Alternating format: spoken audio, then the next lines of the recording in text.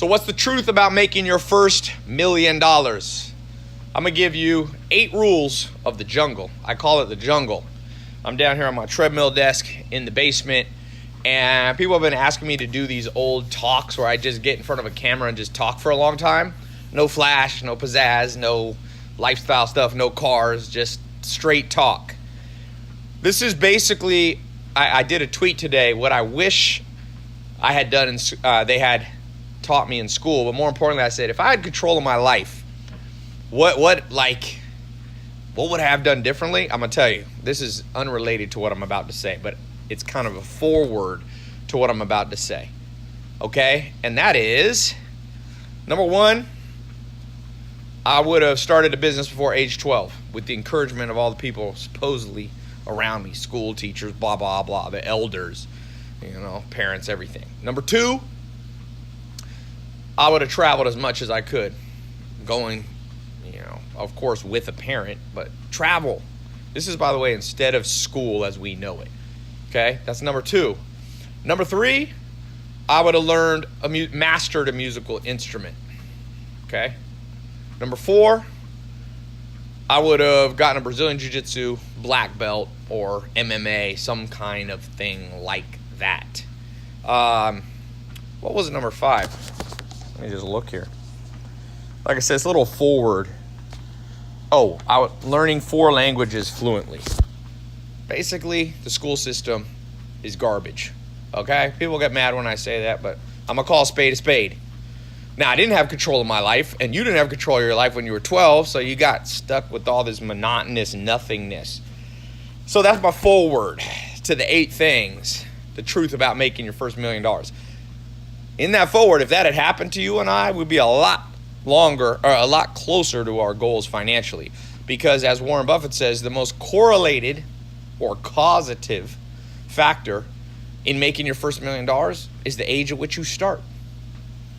So, the first rule of the jungle, and I call it the jungle, by the way, because trying to make your first $1 million, everybody wants to make $1 million. It's a jungle out there. Trust me.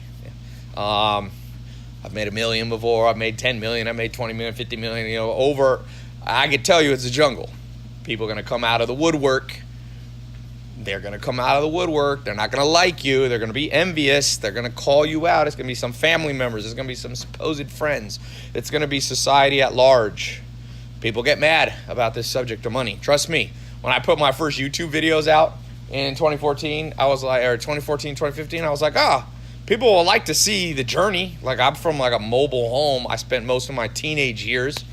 People want to see the journey to a Lamborghini. Nope. Oh, it's a rental. Blah, blah, blah, blah. Like, welcome to the jungle, baby. So, step number 1, or rule number 1 of the jungle, because the jungle has different rules. Trying to make a first $1 million is different than trying to just lock yourself into a 9-to-5 job like most of society. So, number 1, everybody wants to go through the jungle. So supply and demand says it's going to be hard. Rule number 1 in the jungle is everybody, and let me just give you this analogy of the jungle. So here's you today in my right hand. Here's where you want to go in my left hand. Here's the pot at the pot of gold at the end of the rainbow. So that's making your first $1 million. In between there's a jungle. When I was 16 years old, I went to the Panamanian jungle. It's called the Darien jungle. At the time, it was considered the most dense jungle in the world. I'm not sure if it still is, but it's hard to go through. And it goes from Panama, and then there's the Darien jungle, and then there's Colombia. And they purposely have kept this jungle there because a lot of people wanted to go from Colombia into Panama, part of the drug trade. Now, that's a perfect analogy, perfect metaphor for what I'm talking about. A lot of people want to go across this, but very few do. And that's why I use the word jungle. It's not a playground out there. Okay, so step number 1, you have to understand in the law of supply and demand, there's only so much money in the world, okay? And everybody wants it. There's no people. Look, every other thing you can bring up in life, people will turn down. So for example, let's say your goal is to get married and have 2 kids. There's millions of people who don't want that goal. Let's say your goal is a religious goal. You want to you're a Christian or you're Muslim or whatever, and you want to achieve spiritual goals. There's millions of people who don't have that goal. Let's say your goal is to run a marathon. You want to run the Boston Marathon, complete it. There's millions of people that don't care. But if you say to people, hey, you want this lottery ticket? It's $1 million lottery ticket. Everybody will take it. Maybe 1 out of 100 million people will say no, but everybody will take it, which means it's more competitive than basically any other activity, any other goal you could have. Because money equals freedom for people. Money equals the ability to accomplish their other goals. So everybody wants money. So rule number 1 is, it's a jungle because everybody wants it. And so if you think it's going to be easy, if you think it's a jungle with no thorns and no vines and no alligators and no spiders that are all around ready to bite you. When I was in the Darien jungle, it took us about 7 hours, I think, by canoe. We had a little motorized canoe to go down, and we were doing it was with the church when I was 16, and there were dentists with us and doctors, and we went into a tribe that was still using bow and arrows. But I remember going that Darien jungle, going down the river. I forget what the name of the river was. Maybe it was the Darien. And there's definitely, I don't know if there were alligators or crocodiles, but there were things you didn't want to fall in that water. It was dangerous. It was hard. You had to keep your wits about you. That's the perfect metaphor. And the reason people are so surprised that most people give up on their way to making their first $1 million is they weren't expecting a jungle. They were expecting it to be like, it's just part of life. Like, I go to the gym. It's hard to get a six-pack. Well, it's harder to make $1 million than get a six-pack. For every 1,000 people who have a six-pack, there's one person who made their first $1 million. Okay? So what's number 2? That's kind of a big picture. Let me give you a practical rule of the jungle for making your first $1 million. And that is, you should start with a service-type business. Service-type business. Now, let me step back. So rule number 2, I'm writing them down while I'm on the treadmill so I don't accidentally jump around here. Number 2 is, let me rephrase it. You need to pick well what you do. And I gave you a hint for what I consider well. Pick well what activity you're going to focus on as you go across the jungle. Here's you today. There's a jungle. The other side is your first $1 million. Most people, what they do is they either try a 9-to-5 job. I saw some YouTube video. Oh my God. It said best way to make your first $1 million. Drive Uber. I was going, yeah, that'll take about 18 years. Do the math on Uber. You're not going to make $1 million. It said, save your money from your job, save whatever, $2,000 a year. Or I don't remember what it was, $2,000, $10,000. Invest it wisely. Put it in tax-free or tax-deferred retirement accounts. And in 40 years, you'll have $1 million. Yeah, well, that's true. But in 40 years, with inflation, $1 million is worth $200,000. So it's stupid advice. Okay, it's stupid advice. So choose well the activity that you're going to undertake on your way to your first $1 million, because most things ain't going to cut it. Now, some people, I do a little show like a Shark Tank. It's actually this show that I'm doing now. I have different versions of this show that I'm talking about right to you live on right now. And one of them is like a Shark Tank kind of show. And I have people put their business ideas and what they're working on, and we give away money and we vote on what's the best idea. Most people's ideas on how to get their first $1 million is horrible. Either it's way too big of a stretch, like I'm gonna build the next Uber. Okay, well, Uber is not a good first starting business to make your first $1 million. Even the founder of Uber, Travis, that was his second real thing he focused on. He first built a business and I think sold it for like 10 million bucks. His second or third idea was Uber. So on your way to make your first $1 million, you better choose well, because if you choose something that's too out of reach, odds are against you. And some people go, oh, you should shoot for the stars, Ty. Well, yeah, but you should shoot for a star that you can get to, because some stars are too far away. Study the solar system, study the universe. You're not getting to some stars. Not in our lifetime until there's some kind of quantum leap ability. So odds are you're not gonna go from your first business, to billionaire status. So pick well. Now, some people think too small. They're like, okay, Ty, here's what I'm gonna do to make $1 million. My first $1 million. I'm gonna launch what was this one person telling me? Oh, they had this app. I'm not gonna say what it is because it'll embarrass them, but I'll just give you a hint. It was like underwater basket weaving app. And I said, that's too small. There's only like 30 people in the world who care about underwater basket weaving.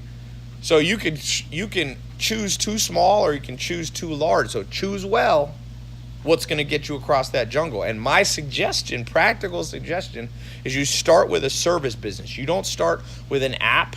You do not start with something that takes a lot of capital, even if you could borrow it.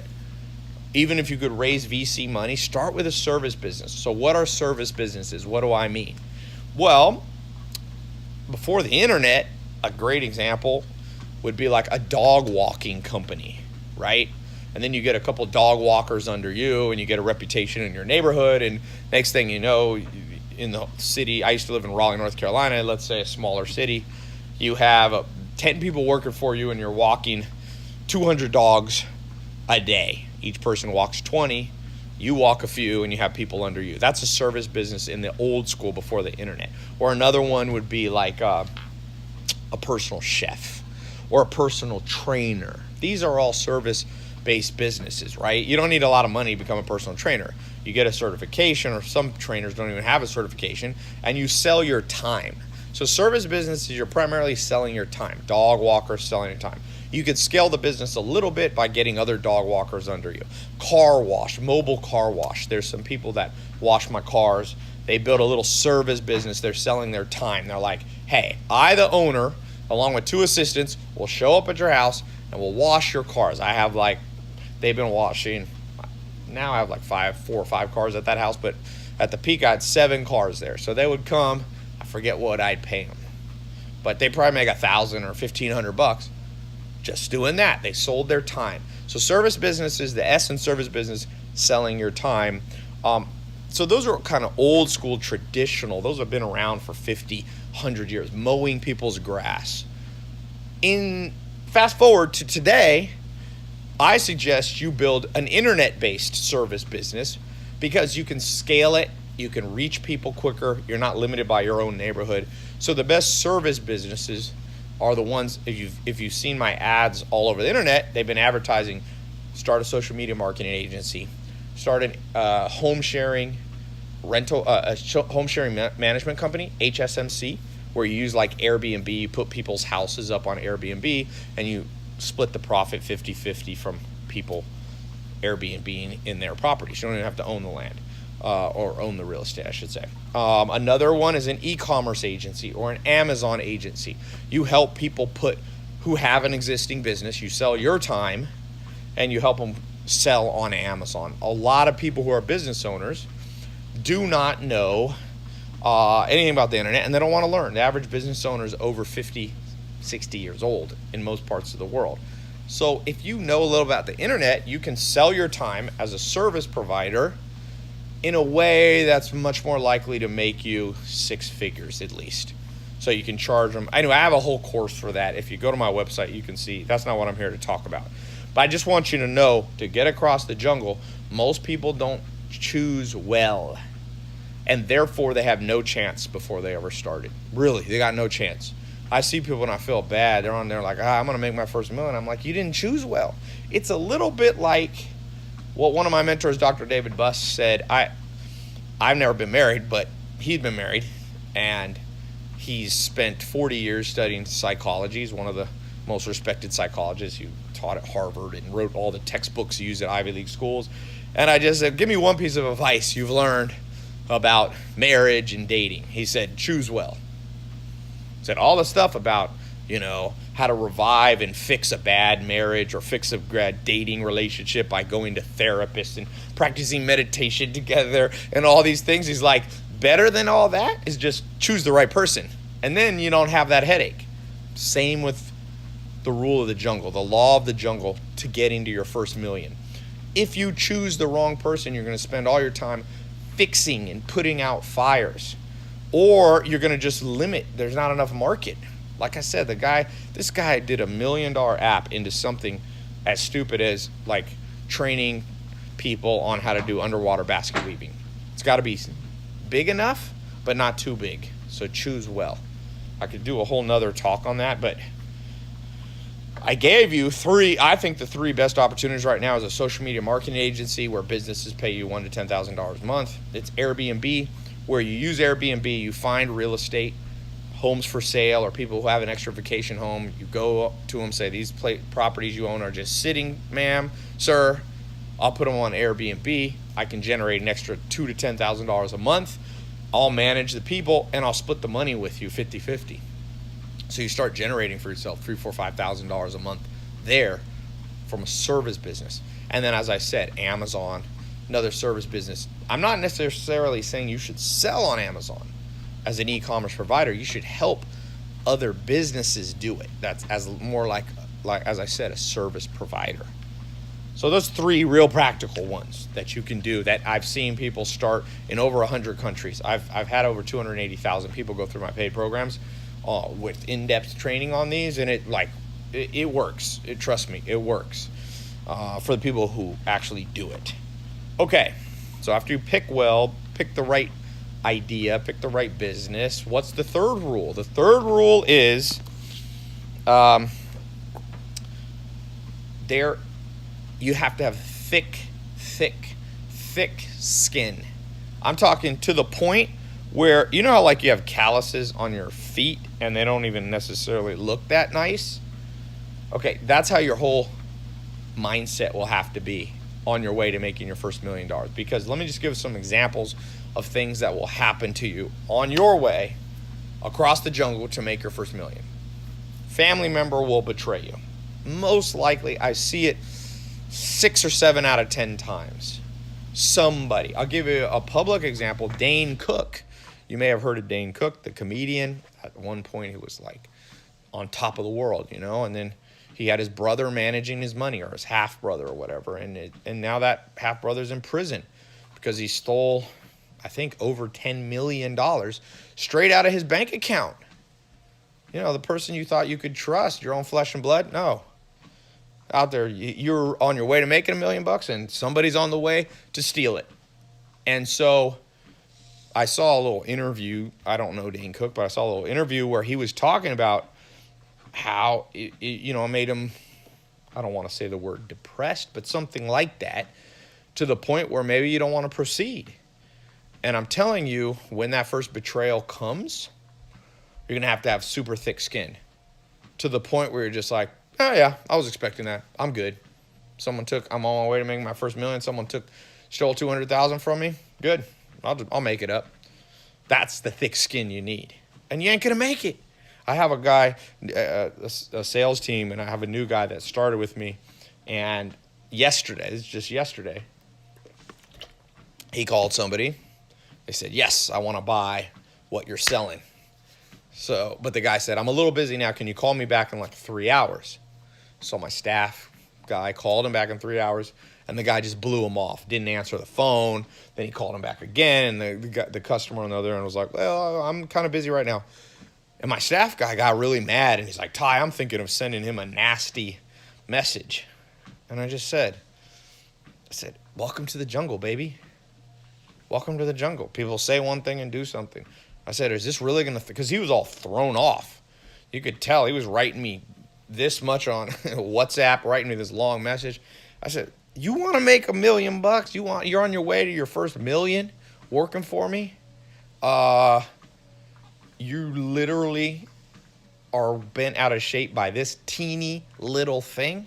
This is teeny. No one even stole anything from you.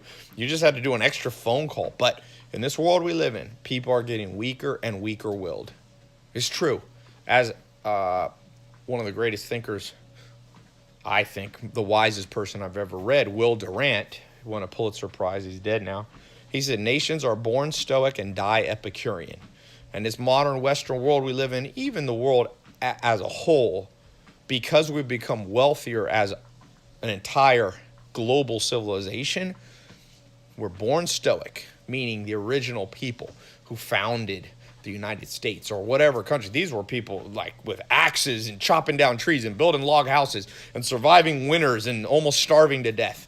They were stoic. That's what was stoic. They had thick skin, and no matter what came, they just went right through it. Bullied their way right through the snow. Just, I'm going. Okay, I'm hungry. We're just going to go to bed on an empty stomach. Well, now, what the word Epicurean means is lover of pleasure. So, nations are born stoic and die Epicurean.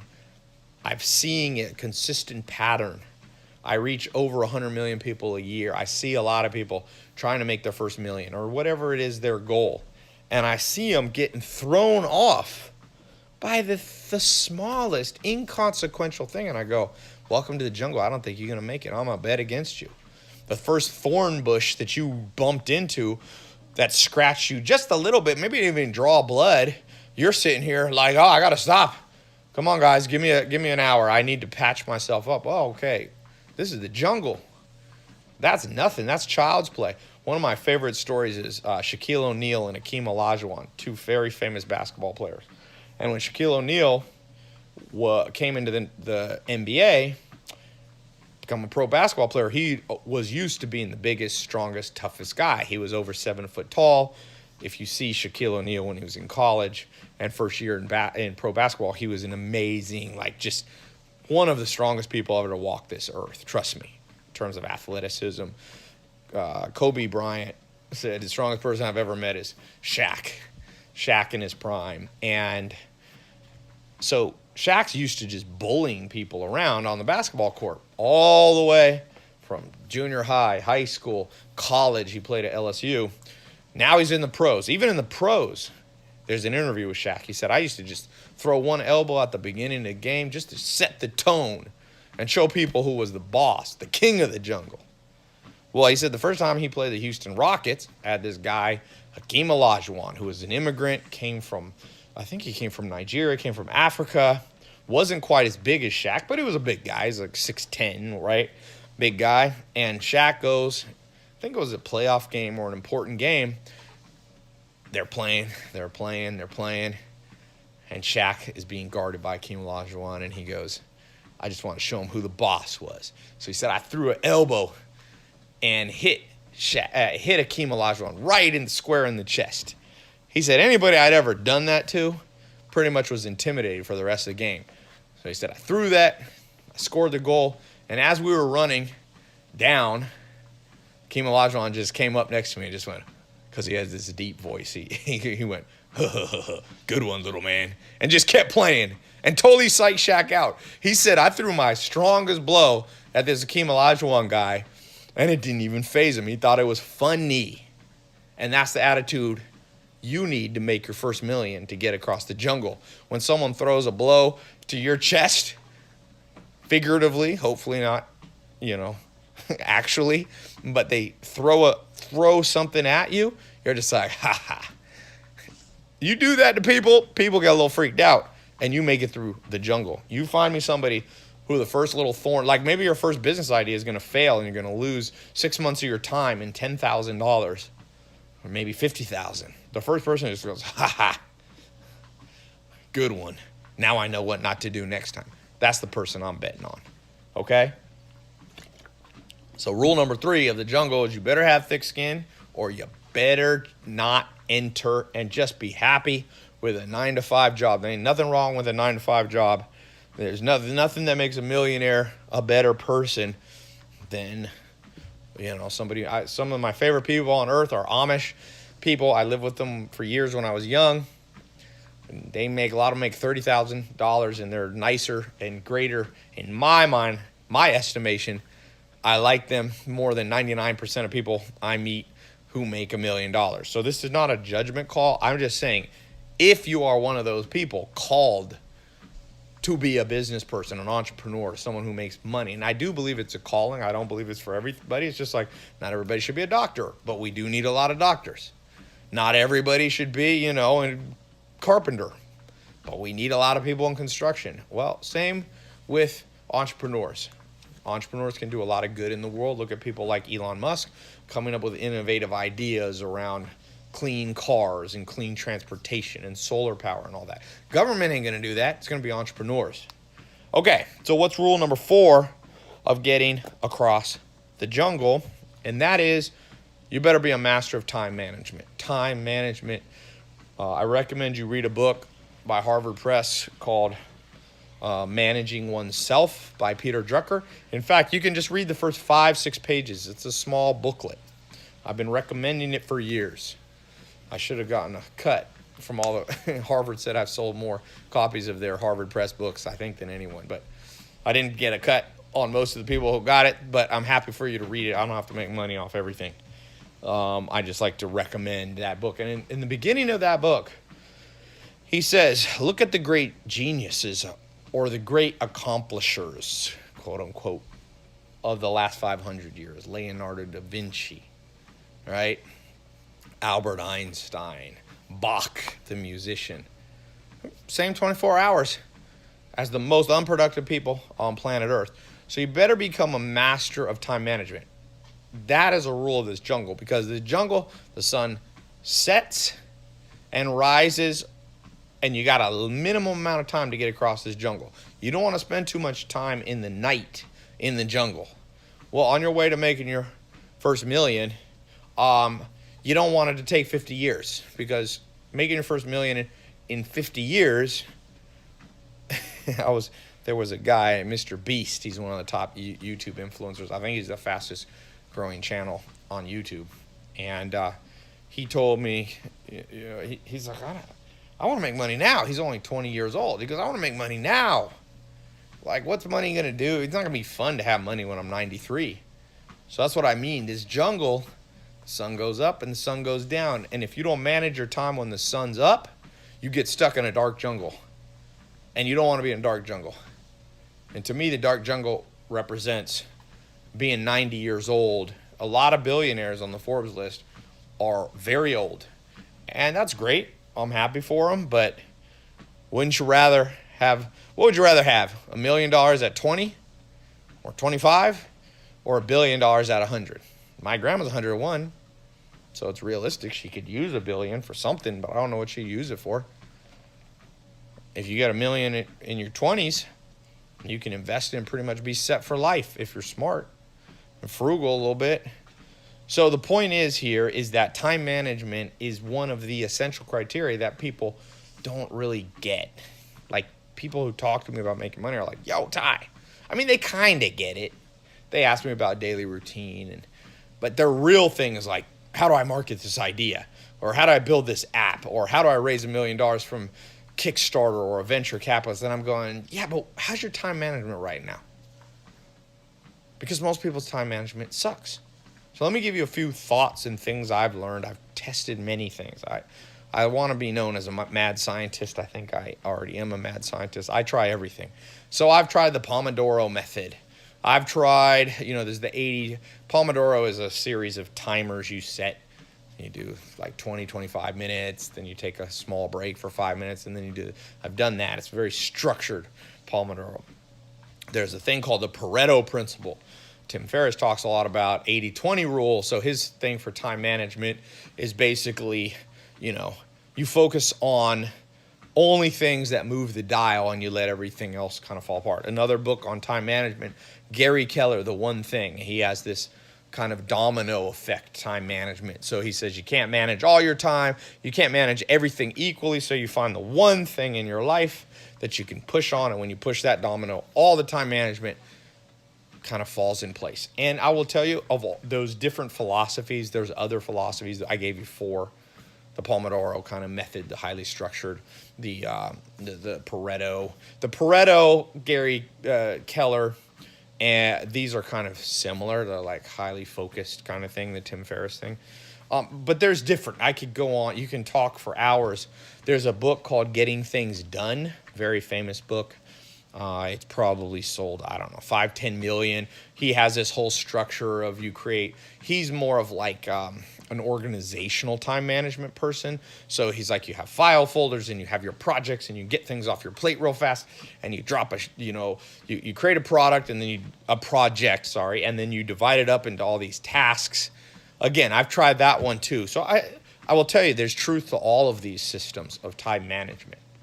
There's truth to all of it. You can set up a highly organized structure where I talked to Arnold Schwarzenegger, for example. I actually got to spend some time with The Rock recently. Did a little charity thing. I flew over to England for his Fast and the Furious, the spinoff he's shooting, and I was on the set with him and had a long talk with him about books and protein and time management. I mean, The Rock and Arnold Schwarzenegger, they wake up. Arnold, I interviewed him in his kitchen while he smoked cigars at his house, and he told me, he's like, Ty, I wake up at 4 in the morning. I read for 1 hour. This is his current routine. It was a little different when he was younger, but then at 5, I think he eats and he rides his bike to Venice Gym, and then he works out. He has this whole structure, like the whole day structured. The Rock's very much like that. But if you look at the richest person in the world, just to throw a monkey in all these systems, like Jeff Bezos, people asked him his morning routine, his time management in the morning. And he's like, my best management is like having nothing to do. I kind of sit around at home and I think and I daydream and I spend time with my family. And I don't get into the office till 10 in the morning. This is the richest man alive. So you could see there's different time management philosophies. And you can choose one that you like. Maybe one resonates more with your style. And I think it's kind of what you have to do. You got to find things that resonate. But what I want you to know is none of them are absolutely right. And that's hard for people because people just go, Ty, what's the one thing, time management, that'll instantly make me really successful? And I'm going, well, there's my mentor, Joel Salatin, used to tell me, there's a lot of ways to skin a cat. It's kind of as I think back, I'm going, skin a cat. It's kind of a morbid metaphor. But what he was saying is there is no, it's more than one way to shear a sheep. It's not so violent, right? Sheep actually want their wool shaved or else they get too hot. So if you're into animal rights, there's a metaphor that you can buy into. There's many ways. One of my jobs when I didn't have any money, I got stuck in New Zealand when I was traveling the world learning from mentors. I ran out of money. I had to shear sheep in New Zealand. It's a very hard job, but there's various approaches to shearing the sheep, okay? There's no one way. There's different people do it in slightly different ways. So the first thing you got to know about time management is there's no absolute rule. The second thing you have to know is you're just going to have to kind of flip a coin and pick one to try for a while. And the third one is experiment with many, many things. Do not listen to somebody who tells you to be successful, you have to wake up at 4 in the morning. There's lots of people that I know that wake up. My business partner, he and I combined have done over $1 billion in online, in gross sales online. And he's very successful. And he doesn't like to do anything before like 1 p.m. It's like, Ty, I've always had my best ideas at night. So there's an example. You could show counter arguments that to get across this jungle, yes, you have to know how to manage your time, but it's not always like just wake up early. That's an oversimplification. So what must you have with time management? That's what I want to talk about. Well, if it's not these little things like what hour you wake up and if you work out in the morning or later, or if you use a stopwatch to time yourself, what is actually essential that everybody must have in time management? And I'll tell you what I think it is. This goes back to Peter Drucker in the book Managing Oneself. The best time management is spending the majority of the day on the things you're really good at naturally. That is the best time management advice you ever heard and will ever hear. Not to sound cocky. So the reason Jeff Bezos, it doesn't matter, for example, if he wakes up early or if he gets to the office early or whatever, is that because even when he's at home, he's working on his strengths. And what are his strengths? Well, the man's a visionary. I mean, he's basically the founder of e-commerce. In 1994, he quit his job making a lot of money in Manhattan, and he started a website in 94. That's a visionary. So as long as he spends a lot of his day, 80%, going back to the Pareto principle, as long as he spends 80% of his day on his strengths, that's all time management he needs to know. For you, what are your strengths? Are you an extrovert or are you an introvert? Are your strengths engineering type, mathematical type, highly logical ones, or are they social? You got to know that. So if your strengths, if you're an introvert, to be productive and to be good with time management, you should spend 80% of your day doing introverted things. Introverts are better at writing. Introverts are better at architecture, like not literally building buildings, but the architecture of ideas. There's a good book called Quiet, The Power of Introverts, meaning introverts can lock themselves in a room and think up good ideas and then build out a whole plan, a business plan. So if you are an introvert and you know you're great at, sitting in a room and getting a lot of things done, the best time management is 80% of your day doing that. And if you're a social butterfly and you're great at sales and persuasion, you should spend 80% of your day out talking to people. And so what happens in our society, why everybody's all mixed up about time management, is they're majoring in minors. They're like, well, if you only kept a journal and da da da da, and if you only woke up 5 o'clock in the morning, all successful people wake up at 5 in the morning. Well, it's not true, but they say like that. Successful people who get across the jungle to make their first million and more spend the majority of their day, every day, on their strengths, and they maybe have a business partner that helps them with their weaknesses, or they have an assistant that helps them with their weaknesses. But nonetheless, they get things done in their way, focused on their way. If you're an introvert, your way is not very social. Your way is not talking to a lot of people. Do that. That's good time management. Do that 80% of the time. Okay, so number 4 is strength-based time management. That's what I call it. Okay? Strength-based time management. Most of your time on your strengths. It doesn't matter really if you start at 6 in the morning, 9 in the morning, or noon. I mean, keep it reasonable. I don't know that, waking up at 6. I once experimented a time in my life. I had an office in India. I was working with programmers, and I was waking up at 6 p.m. It's a horrible thing. Don't do that. It destroys your health. So within reason, most things people talk about with time management are basically irrelevant or non-factors in you getting across the jungle to your first million. But spending 80% of your day on things you're naturally good at, well, that's good. Now, some people, I can hear people saying, what if I'm not good at anything? Everybody's good at something, really. Never met somebody. Maybe some people's an empathic person. They connect with people. Well, okay. Do a lot of things that require that empathy be used. You can see with me, like I spend a good bit of my time. I've always been a public speaker, for example, even when I was a teenager. And I make more money when I gravitate and use my time management focus around public speaking. Now, instead of public speaking, I do more videos, which reach the public in a much larger way than any stage I could go on. But as I do that, it gets me to my financial goals. And if there's been times in my life where I'm not spending enough time out, and lo and behold, I make less and less and less money. I'm not using my strength, public speaking, for example. Okay? All right, let's move on here. We got 4 left. 4 left. Truth about making your first $1 million, 8 rules of the jungle. Number 5. I got to talk about, and it's a little controversial, my take on this. We got to talk about hard work and hustle. Okay? Hard work, hustle, and grinding, ?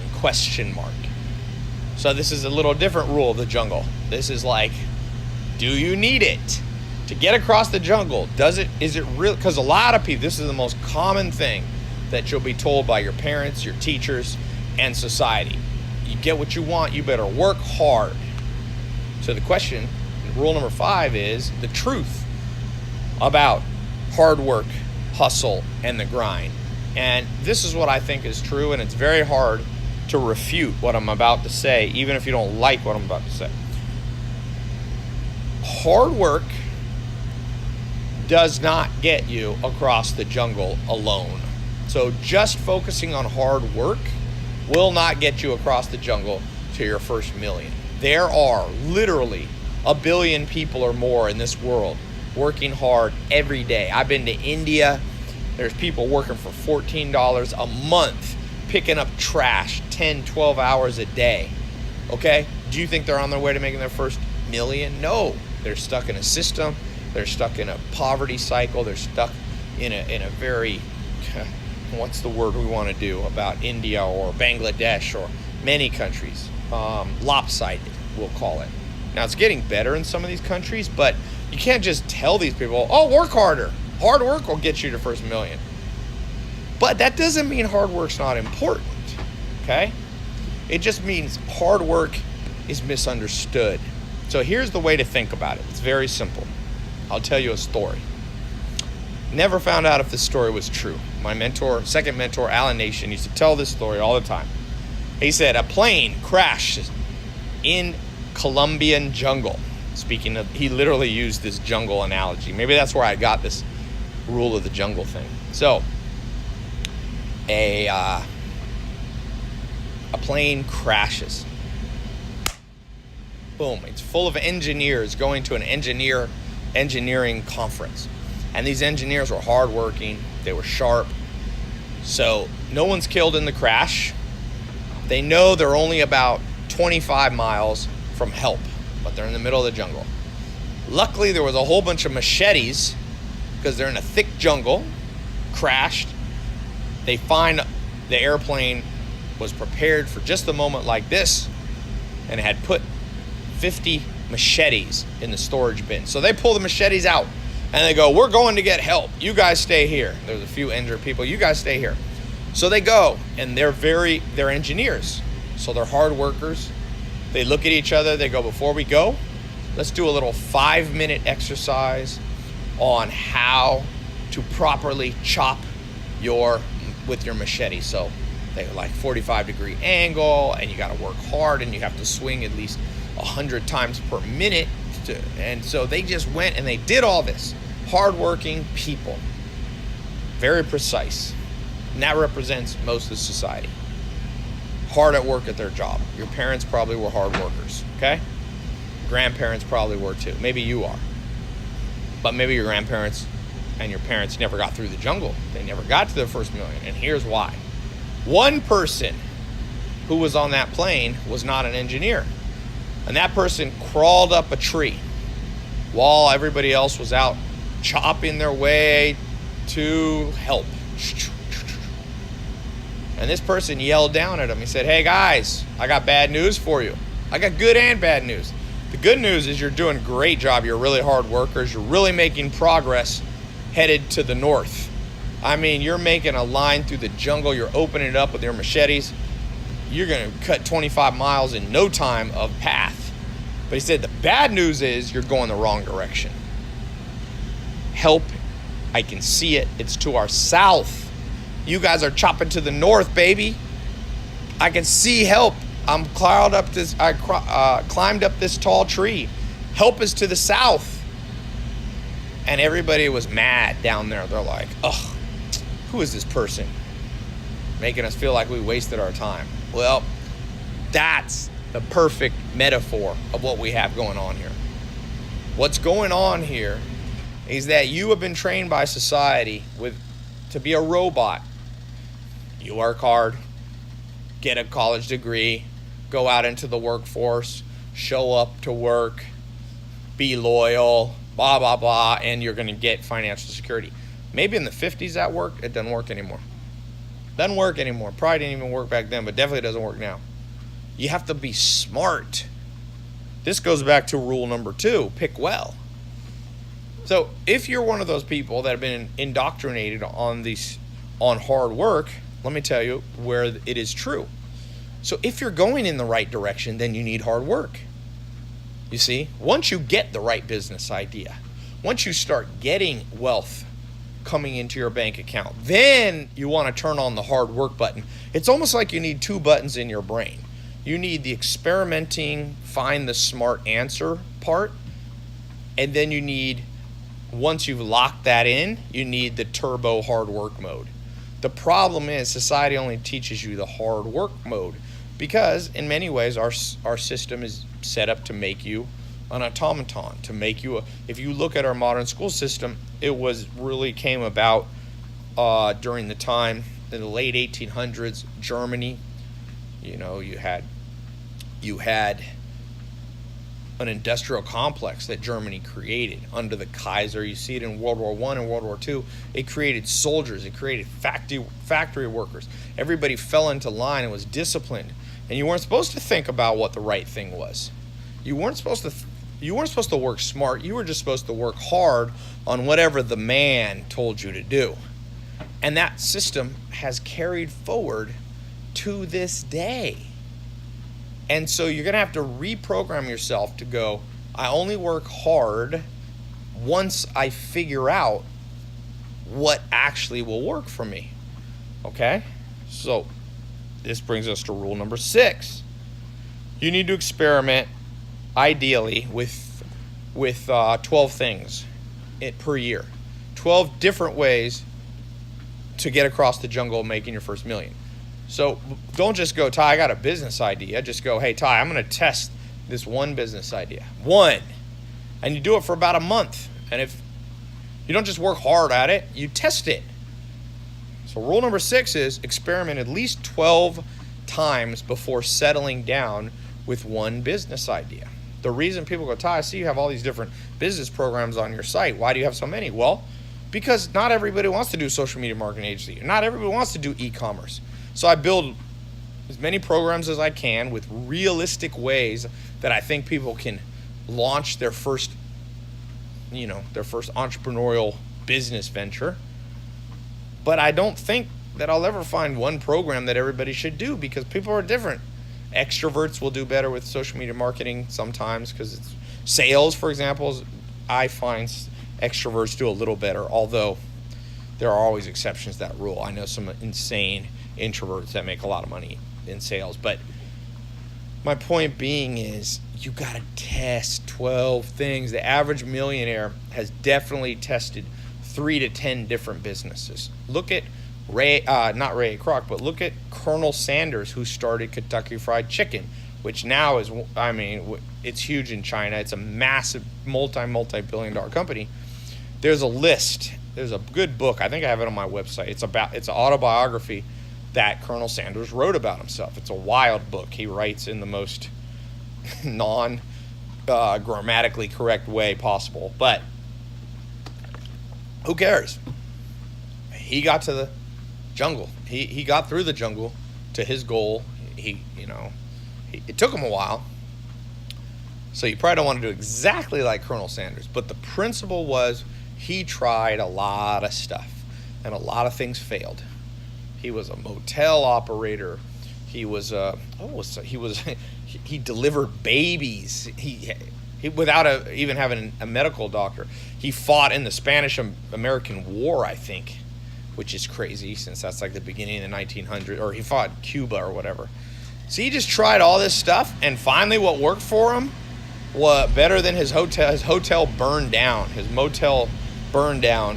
What worked the best was just selling chicken on the side of the road. Who would have thought? And I bet you if you could ask him, he would have said, I wish I had experimented faster. So I want you to do 12 experiments.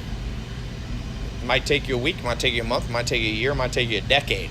Depends on you. But don't settle down on one thing. Why do I pick the number 12? There's actually science to this. It's called the science of optimal stopping. There's a whole mathematical, you can Google optimal stopping. How many things should you experiment before you just settle down? By the way, if you're going to argue with me on this or you think this is wrong, just think about marriage. Before you settle down marrying somebody, wouldn't you want to have gone on dates with 12 different people? If you marry the first person you ever meet, like maybe how do you know? You have no benchmark.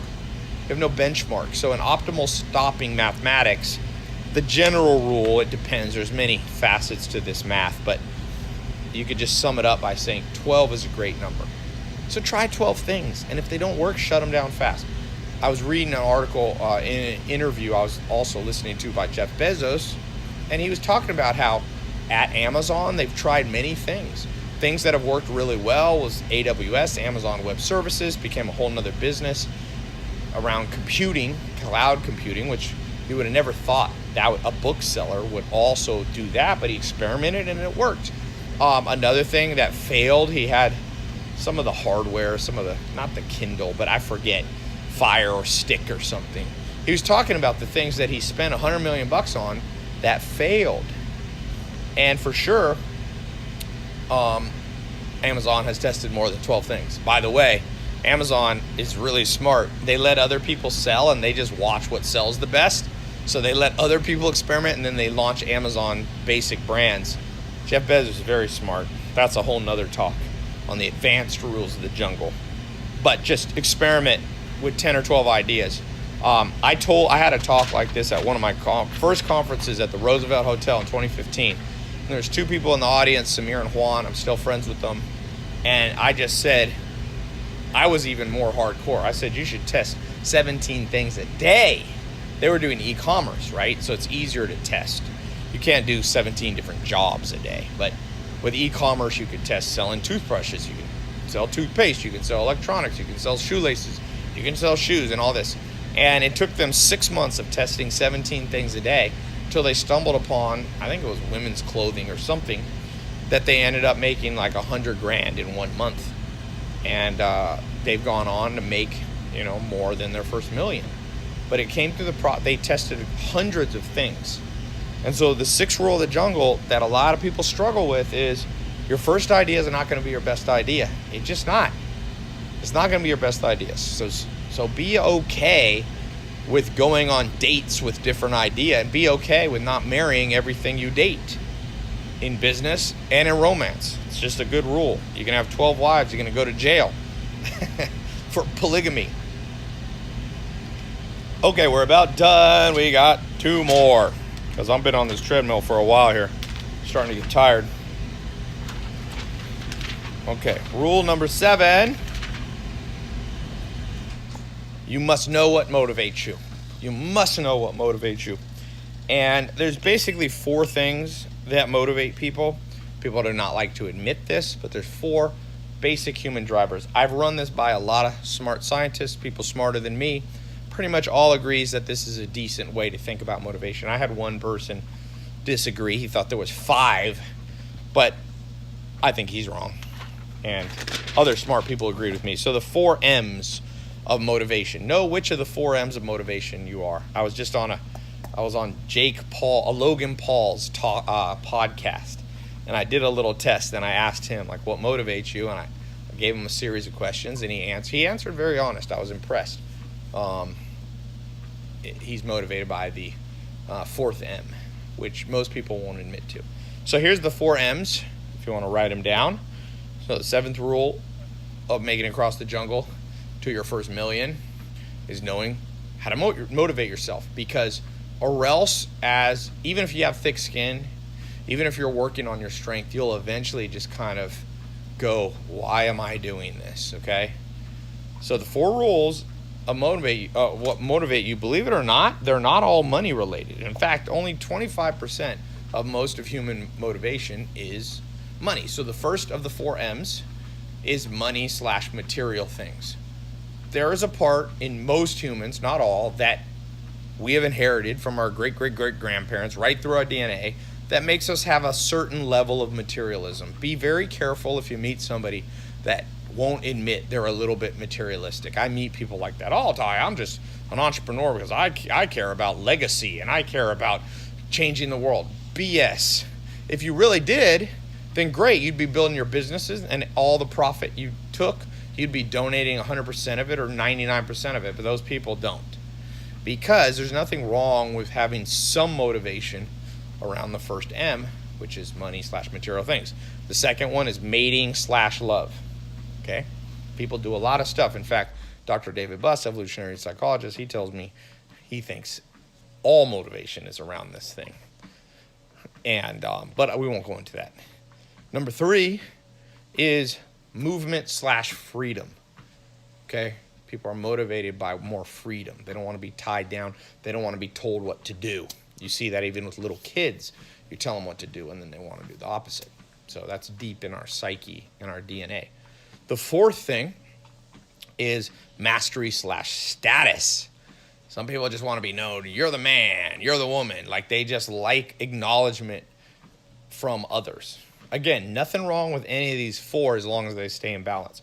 So here's a quick test. I'll allow you to right now write down which of the four M's motivate you, because once you know what motivates you, just this happened to me recently. I know my M's. I know what motivates me. And we're working on a big project. And, now I'm focused on businesses I think that can make 9 to 10 figures revenue. So me and my business partner, Alex, we were working on around a $300 million deal. It ended up not going through, but we're trying to buy a $300 million company. We're putting all the pieces together, bringing in some private equity and hedge fund people to do it with us, and I'm not going through. And on the way, I'm a human, you start going, ugh, why am I even doing this? Why it was a pain in the butt, and then it didn't work out. Well, I know my 4 M's, and I just started envisioning what motivates me. So what motivates me, by the way, is the third M, is my strongest. Every one of us is some motivation with all four, but my strongest is movement/freedom. And I just started thinking, well, Ty, the deal's over. It's time to travel. Travel to me. My grandma took me on a trip to Europe when I was 12. She's from Germany, and took me to England and Germany when I was 12. We also went to France for a second. We got kicked out of France. I was 12 years old, and my grandma was like 80 or whatever, and this was back, France had this weird rule about HIV. If you didn't have an AIDS test at the time, you could not get in to France we were coming from England on a boat, like a ferry across the channel. My grandma's like, I'm 80 and Ty is 12. We probably are not high-risk candidates, but believe it or not, France set us back. So at that time, I've been to France since, but I wasn't able to go to France. My point being, my grandma put the travel bug into me at a very young age. And for sure, the main reason I become an entrepreneur is because I love the freedom. I worked a little bit as a 9-to-5 job when I was 16 at a company called Office America, like Office Max. They went bankrupt years later, but I hated it. I remember looking at my watch every day. I'm like, And I remember thinking, this has got to be the worst life ever, where all you do is look at your watch. So my grandma had instilled this freedom thing at 12 by taking me traveling. By the time I was 16, I started to realize it, and then I got, for a second, I had a job where I had to wear a suit. Really hated that one. Had to set I'm the kind of person, if I got to set an alarm clock, I am not liking my life. So recently, when this deal didn't go through, this $300 million deal, I just was like, well, just more time to travel. See, and I pulled myself right out of that doldrum. And since we're not taught in school what motivates us, or we're made to feel guilty, we often can't drive ourselves through the jungle to get the reward on the other side. Does that make sense? And I'll give you an example. Hugh Hefner, dead now, kind of controversial, he started Playboy. But if you look at Hugh Hefner, okay, he died with, I think, net worth of $100, $200, $300 million. Not the richest man ever, but I don't think his first motivator was money, material things. I think it was the second one, mating/romance, obviously, right? That was his thing. And it wasn't just women, by the way. He was a very social guy. He had his friends, and he would do parties, and he would have every Monday, all his friends would have game night and then movie night. So he was very, in that mating/romance, I would put even social, not necessarily just dating and love. But that was his motivation. So he didn't care. To him, he felt like he won. Even though Jeff Bezos had more money, or Bill Gates, Hugh Hefner didn't care because he knew what motivated him. As far as I could tell, I got to meet him right before he died. His son, I met, apparently follows my social media, Cooper, and invited me to the last Midsummer Night's Dream party there. It was kind of cool. The most interesting man in the world was there. It was an interesting group of people, including the Dos Equis most interesting man in the world, which I thought was funny. But he knew what motivated him, and he didn't really care that society said that shouldn't motivate you, So here's a little test we'll do, okay? To figure out which of the 4 M's is your strongest motivator, the strongest motivator. I actually, probably by the time you see this video, I have a quiz, a free quiz on my website. If you go to tylopez.com, there should be quiz, and you click it, and you can click the 4M's quiz. I've been working on building it. There was a few bugs in it, but maybe by the time I release this, you can take that quiz. So I'll do a quick quiz for you right now. If you had the choice between being the richest person in the world, but you had to be celibate for the next 10 years, yes or no? You could be the richest man or woman on planet Earth ever, but you got to be celibate for the next 10 years, the next decade. No boyfriend, no girlfriend, no dating, no kissing, nada. Nothing. No physical contact. Okay? If you raise your hand, yep, I'll take the money and I'll date 10 years later, then I bet you one of your strongest motivators is the first one. If you go, no way in the world would I even do 5 years, then you're probably more motivated by mating, romance, love, social. Okay, so that's how you pick between the first two there. Let's take the last two. You got movement freedom and mastery status. Okay, which would you rather have? You could either travel the world freely, no agenda, just have just enough money to do everything you want, but nobody knows who you are. Nobody. Your Instagram followers, you have like one. No one really respects you. Nobody looks up to you. You go to speak at a conference, people are like, who's this person? No one cares. But you know yourself, and you got a little group of friends, and you're just enjoying life wandering. Or you can't leave your city for the next 10 years. You got to stay in one place, but you are the man. You are the woman. You got New York Times best-selling book. Your social media following is 20 million people. You know, you go places, and you go to a nightclub, and the doors open up for you, and it's like, oh, yes, sir. Yes, ma'am. Come on in. You're loved by people. You're acknowledged. You're encouraged. Which of those two? But you can't travel at all. Or you can just travel and be a nobody. If you'd rather travel and be a nobody, then status is probably not that important to you. The fourth M's not that so important. You know? This is what I said. Logan Paul is very honest. He said, no, I like mastery status. I want to be known as a master. I want to be the biggest social media influencer and all that. And a lot of people don't like to admit that, but a lot of entrepreneurs, a lot of people in this modern world, that's their primary driver. They care about likes on Instagram. Believe it or not, people think that would be my big one because I have a big social media following. No, everything pretty much I do. The first M of money does not motivate me as much as people think. I know. My business partner, Alex, it's his only motivation pretty much. And the last one, if I could be a nobody but have all the freedom, I would take that without a doubt. So I would say mine is the second M and the third M, not the first and the fourth. Okay, that could be a whole nother topic, giving you an introduction to this deep psychology of what will motivate you to actually get to the other side of the jungle, to your first million. Number eight, maybe the most important.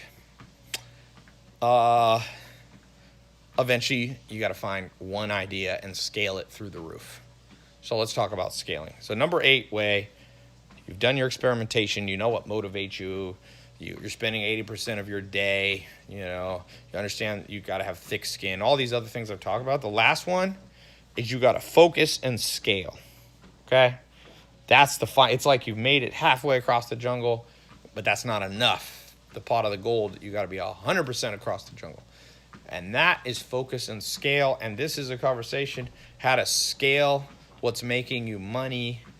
You've done your experimentation. You've tested 12 things. You've found the 12 things minimum, by the way.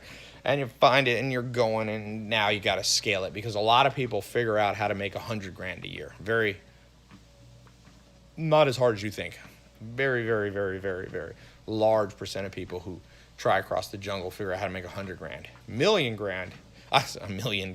$1 million is much more difficult. And it's because to scale from 100 to 1 million, it's a 10 times, right? It's a 10x scale, but it's actually takes more than 10 times the skill. Okay? It's kind of like to bench press 100 pounds, or let's say 50 pounds versus 500 pounds. It's more than 10 times harder. Okay? Because basically the entire planet could bench press 50 pounds. But more, so let's say 1 billion people can bench 50 pounds, right? But 1/10 of that can't bench 500 pounds. Does that make sense? 1/10 of that. It's not like it's not like 100 million people can now bench 500 pounds. So it's more than 10 times difficulty to go from making 100 grand to making 1 million. It's not difficult. It just takes more than 10 times the skill. Okay? It probably takes 30 times the skill. So to scale, the S in scale, I always think skill.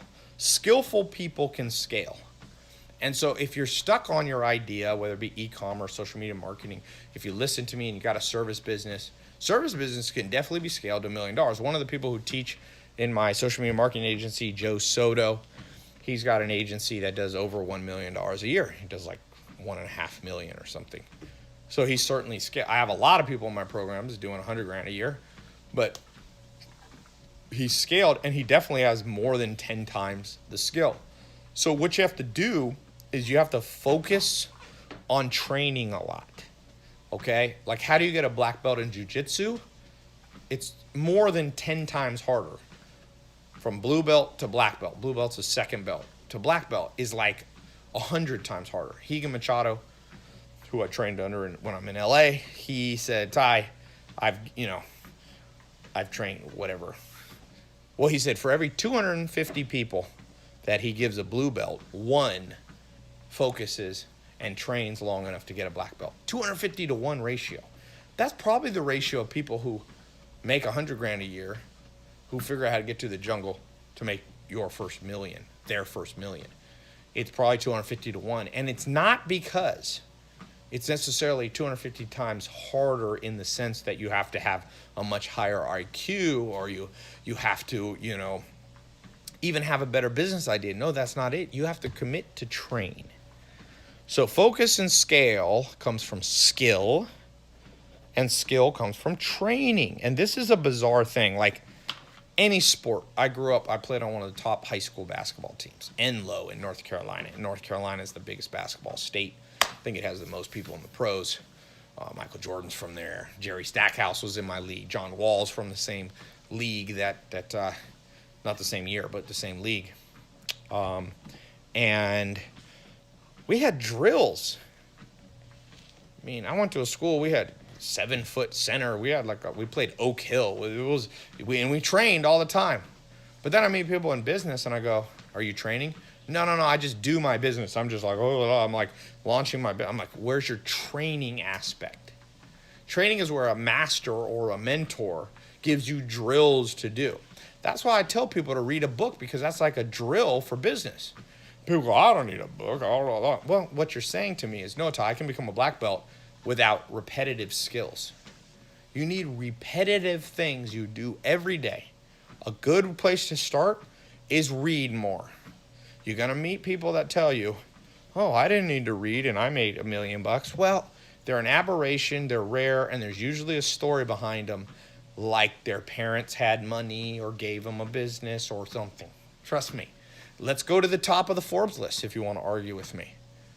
The skill of repetitively reading different books on different subjects to fill up your brain with skills. I'm not saying only books, but I'm just using books as an example. Okay, richest person in the world right now, richest man, Jeff Bezos.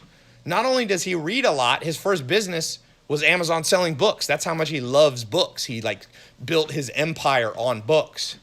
And trust me, he reads a lot. There's a good book called The Everything Store about Jeff Bezos, and it talks about how he walks around with a copy of Made in America, which is Sam Walton's autobiography on how Sam Walton built Walmart. And Jeff Bezos has read it so much the pages are falling apart. See, he trained to build skill. One of his training tools was reading. Okay?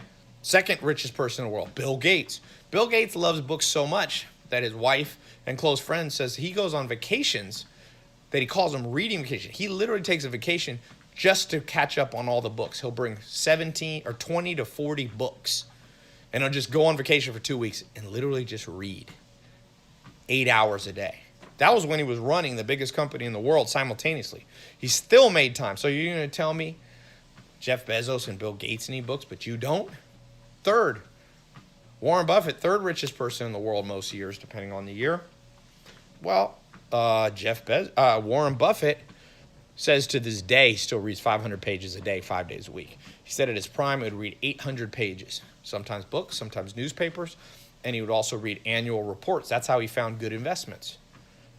So there you go. You don't always have to read books. Read magazines, read long articles, read newspapers. There was a time in my life, I'm not doing as much as I should, but I subscribed to like 40 magazines and newspapers from around the world. Boy, that's good. In fact, I'm glad I'm doing this video just to remind me to get back on that train. I'm still subscribed to probably 10 different publications. I still spend over $30,000 a year on books, over $3,000 a month. So I'm not out of the game of training, but man, the more you learn, the more you earn. Because the process of reading, now I'll add to that watching YouTube videos. I go to a lot of conferences. There was a time in my life I committed to go to one conference a week. Now, I couldn't keep it up. I wanted to do it for a whole year, but I did it. I probably went to like 8 conferences in 4 months or something. It was a little bit too much. But boy, if I had started, it would have been better than me going to 6th grade or 8th grade or 11th grade. It was like a waste.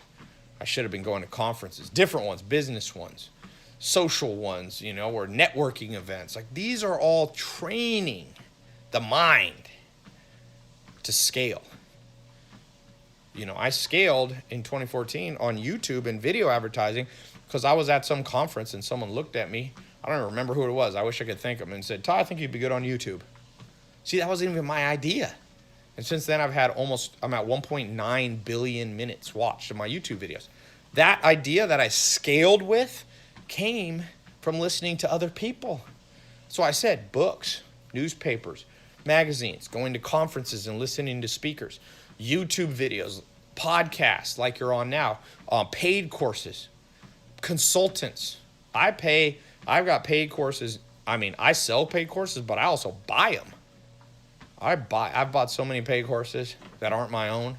Obviously, I wouldn't charge myself, but I pay consultants. I pay mentors. I've got people on the books that I literally pay every month just to be on retainer for me to ask them questions. People like Dr. David Budd. I'm like, the president has 15-person cabinet. I need at least 15 advisors. So this idea of focusing and scaling mostly will happen where you can go from 100 to 1,000,000 by imagining your mind as a sponge and you're just absorbing, you're putting yourself in a place to absorb more. Then the scaling comes naturally. People think scaling is very hard. It's not. It's a consequence. It's a repercussion of having trained correctly. Training brings skills. Skills brings scaling, effortless scaling, or somewhat effortless scaling. Okay? So read more. Listen to more podcasts like this. Watch more videos like this. Go to more conferences like this. Hire consultants. Join masterminds, paid masterminds, free masterminds. I got a paid mastermind. It's $25,000 or $50,000 people pay to come 4 times a year to a mastermind environment. People have come. I remember one of the first people who paid $25,000. He had a business where they used helicopters to spray agricultural crops. And he was there and he had paid $25,000 and he talked to me. He was going, oh, what should I do with my business? And I gave him one idea on how to sell his business. I think he either sold his business or sold part of it. He made like $2 million.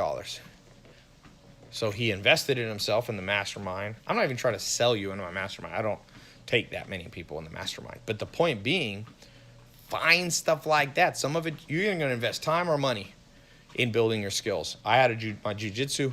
I had Julio Cruz here. He's a black belt in jiu-jitsu here. I'm in New York. And I was so busy, I paid him extra to come to my place and do a personal training. That's money. So, but that allows me to scale my health, scale my jiu-jitsu skills. But he trained. All we did was drill. We did drills today. We did drills on how to pass the guard better, drills on variations on the Kimura, Americana, all these different locks in jiu-jitsu.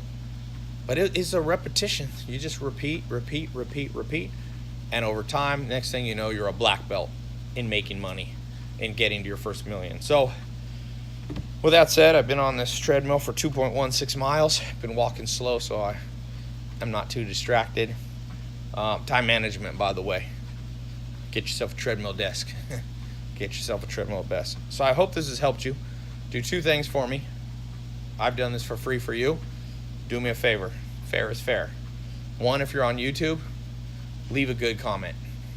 Not a butt-kissing one, just what you thought. What do you agree with? What do you need to work on most out of these 8 things? Give it a like, give it a share if you're watching on Facebook or whatever. If you're listening on my podcast, subscribe and leave a review. Subscribe and leave a review. Sometimes I see people like from you. I don't know what's up with the Apple iTunes algorithm. Somebody left a negative comment like 4 years ago, and it's still the first review I see. I'm like, what's up with this? They're like, your audio quality wasn't good. I'm like, well, you get what you pay for, baby. You ain't paying nothing for this. Don't be complaining too much. Anyway, hope this helped, and talk to you soon.